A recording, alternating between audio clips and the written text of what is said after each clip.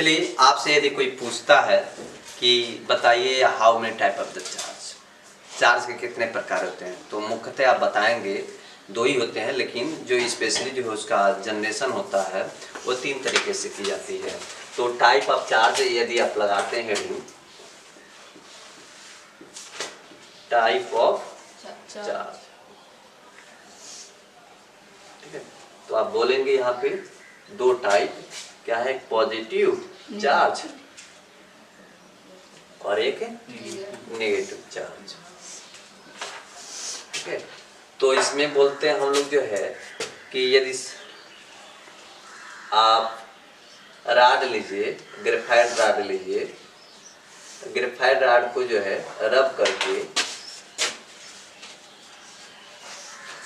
एक पास लेके आते हैं, ग्लास रहेगा, सिल्क रहेगा, कैट स्किन रहेगा, आप ये जानते हैं, और दो सभी को बारी बारी रगड़ते हैं। यदि एक में कोई प्लस और एक में कोई माइनस हो तो ये आकर्षित होने का काम करते हैं, या यही आपका माइनस हो जाए, ये प्लस है तब भी आकर्षित होने का काम करेंगे।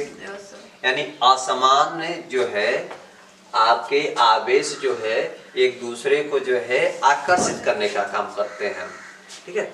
और यही चीज दोनों माइनस माइनस हो तो प्रतिकर्षित, और यहाँ प्लस प्लस रहेगा तभी प्रतिकर्षित।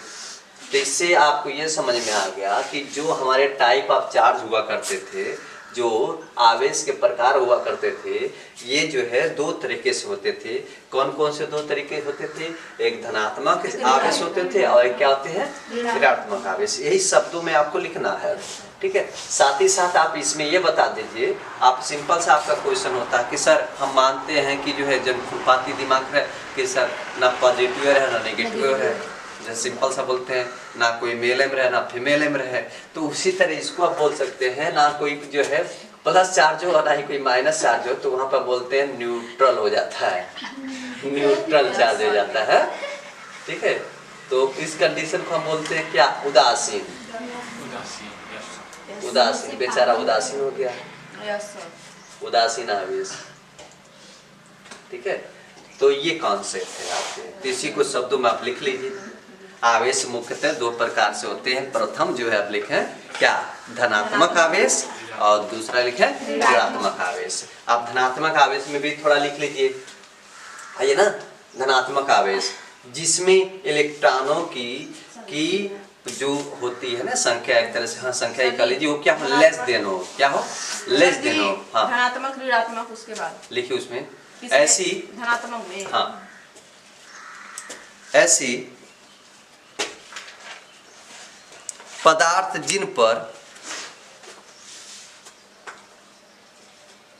ऐसी पदार्थ जिन पर इलेक्ट्रॉनों की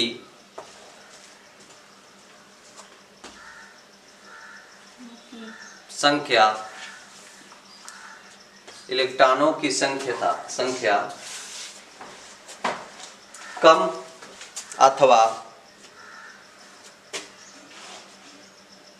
अथवा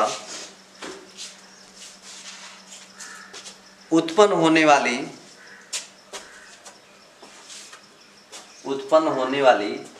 आवेश, उत्पन्न होने वाली आवेश बहुत अल्प होती है, वह धनात्मक आवेश कही जाती हैं।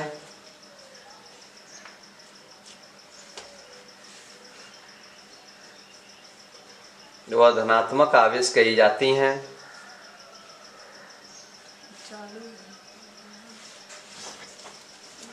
आप उसी में लिख लीजिए, जबकि इसके विपरीत में लिख लीजिए।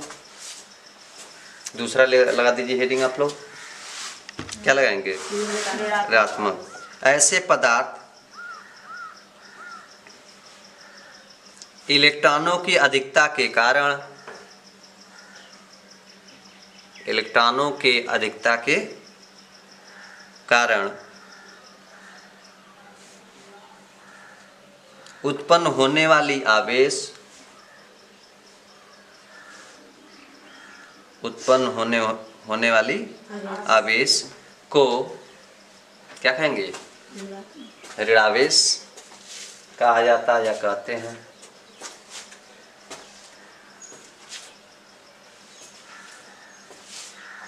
कहते देखो बड़ी लॉजिकली प्रभाव भी पड़ता है इन चीजों का। देखें आप लोग ना कि जो सत्य बातें बोलता है, जो धनात्मक होता है, यस सर। ठीक है, उसे जो है क्या नाम है, इन सब चीजों पे जो है बहुत ज्यादा वो असर नहीं पड़ता है। मतलब जो धनात्मक है लोग अधिकतर उसकी बातें नहीं सुनते हैं, उसकी वैल्यूएशन कम कर देते हैं। आज जिसके पास दिखावे के लिए जो है अधिक है, ऋण में है, तो वो क्या है उसकी बातें लोग सुनेंगे। देखिए आज एकदम ओवरऑल जो है कंडीशन क्या हुआ है देश की, यदि मैं बातें करूं, कभी कभी मैं इकोनॉमिक्स पढ़ता हूं तो बड़ी अजीब लगता है कि आज पाकिस्तान का जो है, दुनिया जो है सब लोग प्रोग्रेस करना चाहता है कि जो है हमें आज हमारा इतना का है तो इतना आगे बढ़ जाए, इतना आगे बढ़ जाए। मतलब हम लोग अपने भविष्य की कामना करते हैं, हमारा जनरेशन जो हो वो बढ़िया से बढ़िया हो सके। अब पाकिस्तान वाला ऐसा है, वो ये सोचता है सुबह उठता है तो मुझे कहाँ से लोन मिल जाए, ठीक है, ऐसे ऐसे मेंटलिटी वाले हैं। सर नहीं, वहाँ पे पाकिस्तान में क्या पैदा होता है? प्याज। हम लोग के देश में मतलब ज्यादा कपास होता है। वही सब चीजें जो यहाँ का वो हमारा भाई है एक तरह से जो है, तो वहाँ पे जैसे यहाँ पर अनाज होता है वहाँ पे भी अनाज वो नहीं, मतलब यहाँ पे ज्यादा क्या पाया जाता है? कपास पाया जाता है ना, पेट्रोल नहीं पाया, वो पूछ रही हूँ। वहाँ पे वो उतना ऐसे नहीं मांगे, वो भी जो है दूसरे ही देशों से क्या वहाँ पे ज्यादा प्याज होता है ना, ज्यादा प्याज का खेती होता है ना। हाँ वो तो मानसून के ऊपर डिपेंड करता है। हम लोग जहाँ पे इन्वायरमेंट वो कर देंगे मिट्टी के अकॉर्डिंग जो वो होता है, ठीक है। अरे भैया फिजिक्स है उसमें मत जाओ, ठीक है। तो आई ऋण की बात आ गया तो मैं बता दिया धनात्मक और ऋणात्मक। तो ऐसे पाकिस्तान वाले हैं, ठीक है, कि आप सोचो कि हमें माना कि लेना जरूरी है, ऋण लेना यानी कर्ज लेना एक लिमिट तक लेकर जो है अपना भविष्य बनाना, फ्यूचर करना, ये सब जरूरी है। लेकिन ओवरऑल उसी पे ही डिपेंड हो जाना ये जो है गलत है, ठीक है। तो कहीं ना कहीं उसकी आर्थिक स्थितियां कमजोर इसलिए हुई हैं कि वहाँ का जो है मैनेजमेंट है ना, चाहे कह लीजिए जो लोग वहाँ पर राजनीतियाँ कर रहे हैं, ठीक है, उनका पॉलिटिक्स जो है वो सही से वो काम नहीं करते हैं। यानी जब पेट में रहेगा ये बेईमानी वाली बातें जो है तो दिमाग मेंटलिटी भी कहाँ तक विकास करेगी। खैर उसकी बातें नहीं, हम लोग अपने बात करते हैं। तो आप जान लीजिए कि जो टाइप ऑफ चार्ज है वो दो तरह से होंगे, एक नेगेटिव होंगे, एक पॉजिटिव होंगे। तो पॉजिटिव आपका इंडिया है, नेगेटिव पाकिस्तान। ठीक है, हो गया। तो चलिए फिर आगे बढ़ते हैं हम लोग, अगला हेडिंग लगा दीजिए, ठीक है। चलिए देखिए, आपने बेसिक में यदि चाहे आप हेडिंग लगा के बोर्ड में लिखने का जो मेन आपका वो होता है कॉन्सेप्ट, ये लिख सकते हैं। जैसे कोई पूछेगा या एग्जामिनर पूछेगा, ठीक है, एग्जामिनर आपका ये चाहेगा कभी भी अहित ना हो। एग्जामिनर ये जानना चाहता है कि आप जो है उसको पढ़े हैं तो किस तरह से वहाँ पे मॉडिफाई बताते हैं। जैसे नहीं होता कि बहुत से बच्चों को बहुत कुछ आता है करने, बहुत कुछ जो है, ठीक है, लेकिन लिखने में बोलने में जो है क्या तो हिचकिचाहट होता है, बैक हो जाते हैं, ठीक है। इनर का बहुत अच्छा काम करते हैं। जैसे मूवियाँ पिक्चर बनती हैं तो उसमें जो है डायरेक्टर जो बहुत ज़्यादा पैसा कमाता है, हीरो से ज़्यादा पैसा कमाता है, लेकिन जो पर्दे पर आता है जो दिखता है उसी का बहुत बड़ा नाम होता है, ठीक है। खैर उसकी बात अलग है, लेकिन ये जान लीजिए आप लोग भी जो है बोलने का प्रैक्टिस करें, ठीक है, तो बढ़िया रहेगा। यहाँ पे उसी तरह ये मूल कॉन्सेप्ट में अब बताया जा सकता है कि जिस तरह आपने पढ़ा कि आवेश के प्रकार, आवेश मुख्यतः दो प्रकार के हुए और इसका विचार जो है कौन सबसे पहले जो है, इससे पहले बहुत से वैज्ञानिक हुए, कोलम्बिक भी दिया था यानी गुलाम ने दिया था, लेकिन इसको प्यूरिफाई जो डिफाइन करने का काम किए एक फ्रैंकलिन साइंटिस्ट थे। कौन थे? फ्रैंकलिन ने इन्होंने बताया कि there is the two type of the charge. कितने? दो प्रकार के चार्ज होते हैं। फ्रैंकलिन ने कहा दो प्रकार के चार्ज होते हैं। प्रथम charge is going to the positive and second charge is going to the negative. तो वहीं से ये भी कॉन्सेप्ट आता। अच्छा चलिए ठीक, आपने डिफाइन कर दिया कि ये निगेटिव है, पॉजिटिव है, उदासीन है, लेकिन आपको ये डिफाइन करना है कि जनरली यदि हम ये कहते हैं कि what is the basic concept of the charge, what is the basic concept of the charge, यानी जो आवेशों का मूलभूत जो है उसका जो है आधार क्या है। तो इसको कैटेगराइज यदि आप करना चाहेंगे तो 4 तरीके से इसे क्रमवाइज में आप कर सकते हैं। पहला आप बोल सकते हो आवेशों का संरक्षण है, आकर्षित तथा प्रतिकर्षण है, ठीक है। फिर नेक्स्ट में आप बोल सकते हैं यहाँ पे विद्युत आवेशों का योज्यता है, एंड देयर इज द आवेशों का क्वांटीकरण। इसी को यदि आप इंग्लिश में बोलते हैं तो आप ऐसा बोल सकते हैं, conversation of the charge, conversation of the charge, attraction and repulsion, and ये आपका है addition of charge, addition of charge, या ऐसे भी बोल सकते हैं एडिशन ऑफ इलेक्ट्रिक चार्ज, या एडिटिव बोल सकते हैं। और आवेशों का क्वांटीकरण तो क्वांटिनेशन ऑफ द चार्ज। तो 4 तरीके से जो ये चार्ज को डिफाइन करना है। और चार्ज में भी कितने वर्ड, 3 6, यहाँ पे 4 प्रॉपर्टी और 2 प्रॉपर्टी हम आप लगा दो, वह क्या नाम है इसका, एक उदासीन लगा दो, एक और लगा दो, तो ये क्या 6 प्रॉपर्टी 6 वर्ड हो जाते हैं, ठीक है। खैर वो तो उसकी बात अलग है, लेकिन आप यहाँ सिंपल सा बताइएगा, ठीक है। आवेशों का संरक्षण ये कहता है कि भैया ये जो है संरक्षण का काम करता है कि यहाँ का जो है वो होगा, वो ये कहा जाएगा कि जो भी आवेश हैं हम उसे क्या नष्ट नहीं कर सकते या ना ही उत्पन्न कर सकते हैं, ओनली हम ये कर सकते हैं एक रूप से दूसरे रूप में चेंज कर सकते हैं। जिस तरह से बायोलॉजिकल यदि आप कहते हो आदमी जो है मरता नहीं है, आदमी मरता नहीं है, बायो का ये रूल है, ठीक है। जैसे हमारे बाबा हुए, तो बाबा मरे कहाँ, बाबा दादी का शादी हुआ, पिताजी उत्पन्न हुए, फिर हम उत्पन्न हुए, फिर हमारा होगा तो हमारे बच्चे होंगे, फिर हमारे नाती पनातियां होंगे। तो वो जो जीन है वो ट्रांसफर हो गया ना, मतलब जीन समझ रहा है ना, ट्रांसफर हो गया, और ट्रांसफर हो गया भले से उनका शरीर चला गया, बाकी तो आदमी उन्हीं का जो मनुष्य है ना। इसीलिए हम लोग में कहा जाता है कि क्या नाम है, इंसान जो है मनुष्य को ना तो हवा उससे सुखा सकती है, आत्मा को ना तो सुखा सकती है, ना पानी जो है क्या वो उसको गलाने का काम कर सकती है, ना आग का टक्का, वो मतलब आत्मा इज अमर, अमर है, अजर अमर है, ऐसे बोलते हैं। तो इसी प्रकार यहाँ पे बताया गया कि जो चार्ज है, चार्ज को ना ही हम नष्ट कर सकते हैं और ना ही उत्पन्न कर सकते हैं, ओनली यही कंडीशन कर सकते हैं एक रूप से दूसरे रूप में क्या कर सकते हैं, स्थानांतरित कर सकते हैं, जिस तरह ऊर्जा का काम करते हैं।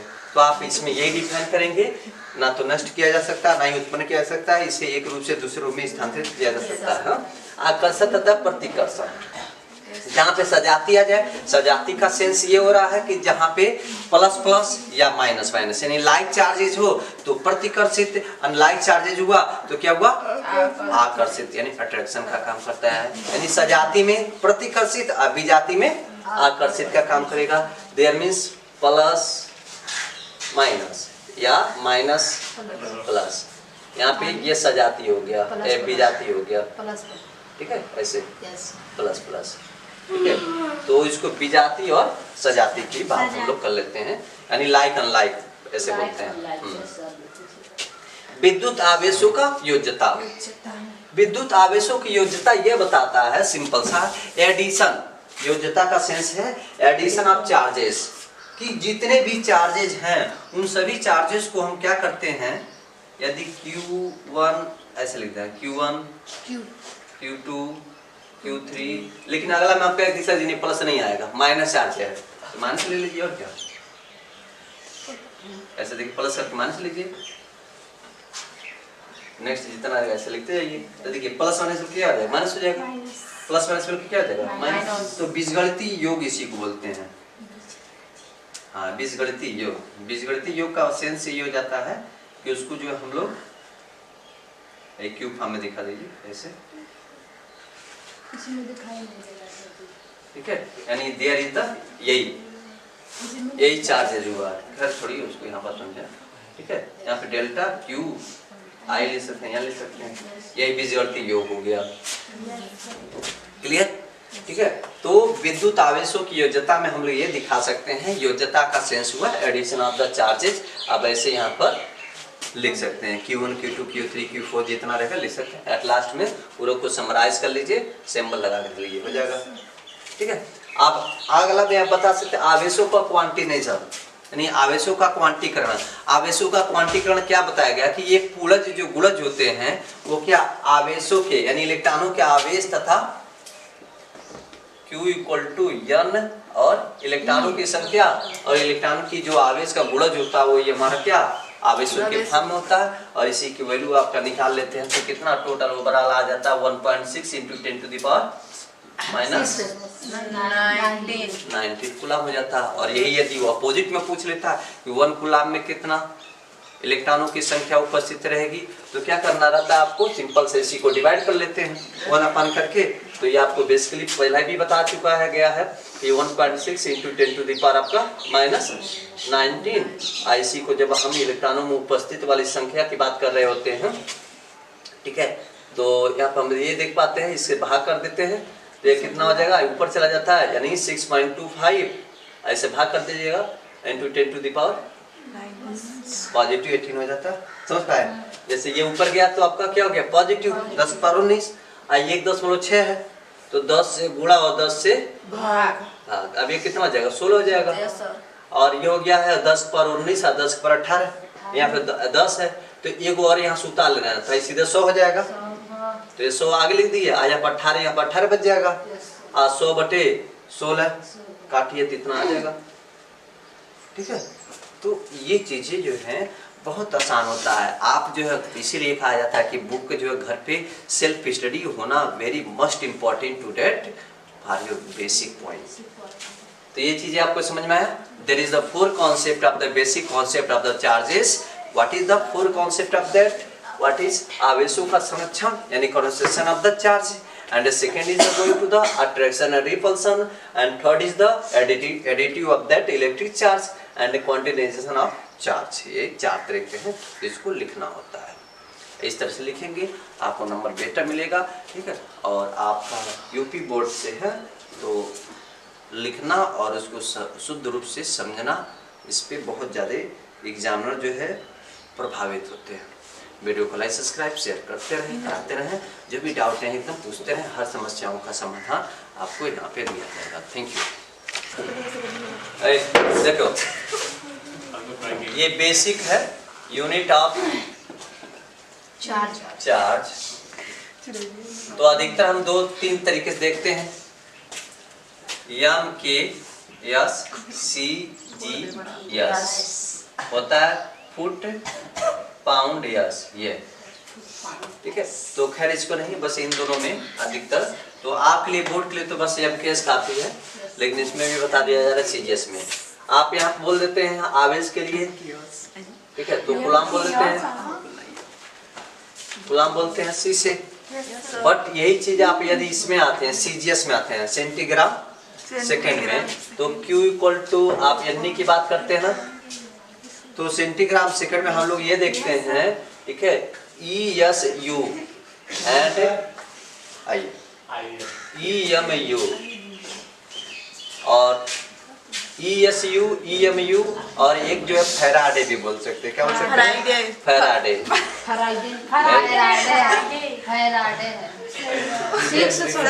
यहाँ पे 96500 ये फैराडे।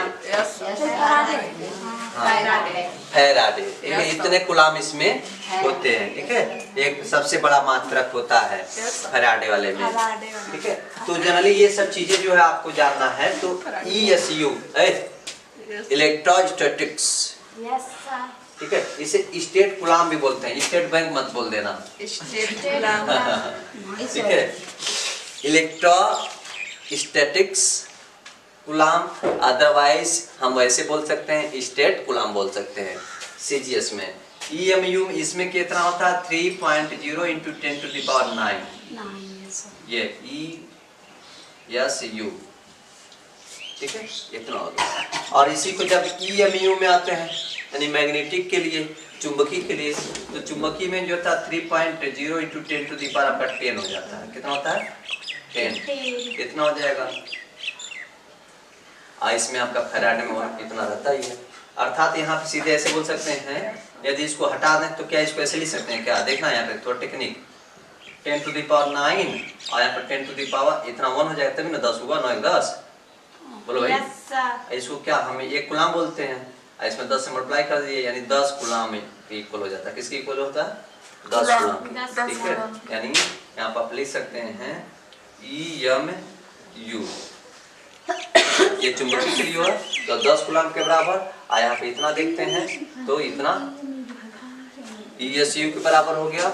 और फैराडे में आप देखेंगे तो इसके लिए 96500। ठीक है, तो ये बेसिकली होते हैं ठीक है यूनिट, लेकिन ओवरऑल आपके बोर्ड के लिए जो है जनरली आप इतना, जब इसके आप कब पढ़ते हैं IIT के जब हुआ ठीक है मेन एडवांस की जब बातें की जाती हैं तब उसमें जो है यूजेस किए जाते हैं। ठीक है, तो आई होप आपको समझ में आएगा। वीडियो को लाइक सब्सक्राइब शेयर करते रहे, कराते रहे। ठीक है, धन्यवाद। हेलो बच्चों, वेरी वेरी गुड मॉर्निंग। आज हम लोग डिस्कस करेंगे सेकेंड ईयर क्लास का जो है चार्ज, उस चार्ज पर आवेश का जो है वितरण किस प्रकार किए जाते हैं, अर्थात कॉन्टिन्यूअस चार्ज डिस्ट्रीब्यूशन। ठीक है, यानी आवेशों का वितरण, लगातार वितरण, सतत वितरण जिसे बोलते हैं, सतत लगातार। I am going, you are going, you are reading, I am reading, I am teaching. मतलब ऐसा नहीं होता है, जो कामें ऐसे जो है लगातार की जाती हैं। आप इंग्लिश में बोलते हो ना, फलाना पढ़ रहा है, चिन्हवा पढ़ा रहा है, मैं पढ़ रहा हूँ, मैं पढ़ा रहा हूँ, रहा रही देखते हो ना उसमें। तो उसमें क्या सेंस समझ गया? कॉन्टिन्यूअस समझते हो ना आप लोग इंग्लिश में कॉन्टिन्यूअस, उसका शुद्ध हिंदी रूपांतरण करते हो तो क्या होता है? सतत, लगातार। तो उसी तरह यहाँ पे आपको समझाने का अर्थ ये रहा है कि ऐसे कंडीशन आवेशों का हो जो वो लगातार जो है अपना काम कर रही हो। आवेशों का वितरण या सतत वितरण, तो ये मुख्यतः 3 प्रकार से की जाती हैं, जिसको हम नाम दे देते हैं रैखिक आवेश वितरण, पृष्ठीय आवेश वितरण, और तीसरा बोल देते हैं हम लोग जो आयतन आवेश वितरण। ये 3 तरीके से डिवाइड की जाती हैं। जैसे आप ये सपोज कर लो आपके पास करोड़ों रुपए हो, 3-4 भाई हो, तो समान रूप से बंटना चाहिए, डिवाइडिंग का तो रूल हो गया। लेकिन आपको यहाँ पे ऐसे समझना है आवेशों का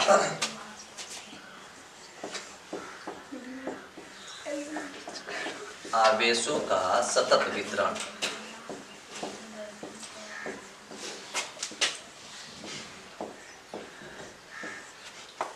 तो हम लोग यहाँ पे बात कर रहे हैं आवेशों का सतत वितरण, यानी यहाँ पे कॉन्टिन्यूअस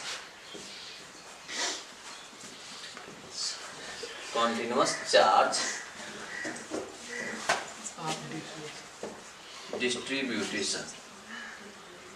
ठीक है, तो जनरली ये देखा जाता है ना कि यदि कोई भी चार्ज है, ऐसे समझिए यहाँ पे कोई बॉडी है, इस बॉडी पे जो है हम लोग चार्ज देख रहे हैं कि यहाँ पे चार्ज है। वो चार्ज हो सकते हैं आपके पॉजिटिव चार्ज आ जाए, नेगेटिव भी चार्ज हो सकते हैं, अदरवाइज ना पॉजिटिव ना नेगेटिव, दैट मीन्स न्यूट्रल। ठीक है, तो ये आप ये देख पाते हैं कि इसका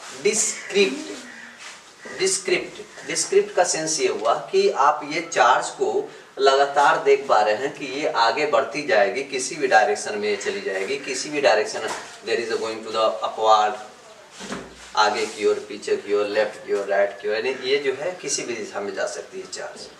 ठीक है, जब किसी दिशा में ये आवेश यहाँ पे जा सकते हैं तो इसको आप जनरली बताएंगे ना आवेशों का सतत वितरण किसे कहते हैं। तो ऐसा कोई जो बॉडी होगा, ऐसा कोई निकाय होगा जिसपे आप आवेश को देखना चाहते हैं, तो मुख्यतः इस रूप में देख सकते हैं कि वहाँ पे वर्कर, यानी जो वहाँ पे वर्किंग की जा रही है आवेशों का, वह मुख्यतः किसी भी डायरेक्शन में लगातार जारी होने का काम कर रही होती हैं। उस कंडीशन को हम यहाँ पे बोल देते हैं आवेशों का सतत वितरण। और ये मुख्यतः 3 प्रकार से होती हैं। इसका डिस्ट्रीब्यूशन 3 टाइप से की जाती हैं, जिसको हम नाम देते हैं पहला रैखिक आवेश वितरण, अभी फार्मूला में उसको लिखा जाता है बच्चा, आवेश वितरण, वितरण, और यहाँ हो गया आपका पृष्ठी आयतन,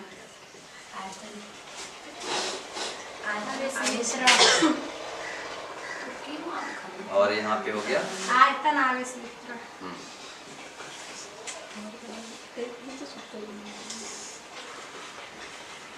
तो there is that continuous charge distribution is the three types. First type is the linear charge distribution, second is the what is आपका यहाँ पे surface charge distribution, and third is the volume charge distribution.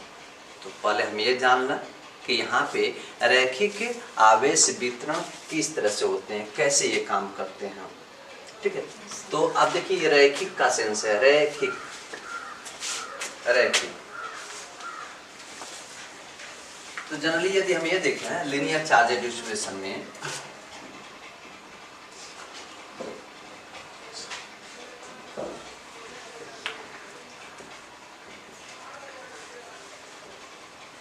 कि यदि यहाँ पे मैं एक ऐसे कोई चार्ज यहाँ पे लेता हूँ और यहाँ पे there is a minimum charges, और इस पे जो प्लस प्लस पे देख पा रहा हूँ, यहाँ भी प्लस, यहाँ भी प्लस, यहाँ भी प्लस, ठीक है। ये जो चार्ज आगे तक बढ़ता आ रहा है, इसको लेंथ में मैं ले लूँ, किस में ले लूँ, लेंथ में, लंबाई में मैं ले लूँ। तो आप ये कहोगे ना कि ये इधर भी लेंथ है और इसका इधर भी लेंथ है, हाँ लेंथ है। तो ये बताया जाएगा कि यहाँ पे जब पूरा लेंथ है तो इसका जो मिनिमम चार्ज होगा, मिनिमम चार्ज, और इसका जो मिनिमम लेंथ होगा, उन दोनों का रेशियो दिखाता है, रैखिक आवेश वितरण को दर्शाता है। तो रैखिक आवेश वितरण आप यहाँ पे मैं लिख दे रहा हूँ इसी का आगे, इसे लेम्डा से प्रदर्शित कर सकते हैं। किससे पढ़ते हैं, लेम्डा से। तो जनरली आप यहाँ पे बोलोगे कि मिनिमम चार्ज यानी मिनिमम आवेश, और यहाँ पे जो आपका लेंथ है, ठीक है, लेंथ ऑफ चार्जेस।